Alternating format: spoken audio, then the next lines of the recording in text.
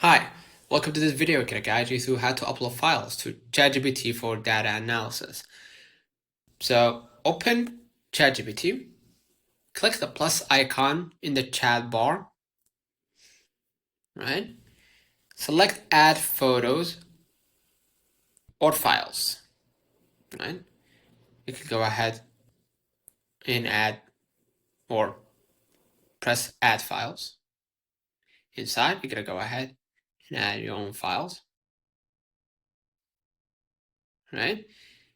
You can use format, common formats are like Excel, CSV, PDF, doc with X, and text. So basically, that's it. You're gonna upload it, and you're gonna tell the ChatGPT, like, analyze this. What does this mean? Is there growth or whatever your targeting goal is? So consider liking this video, subscribing. It really helps. See you in the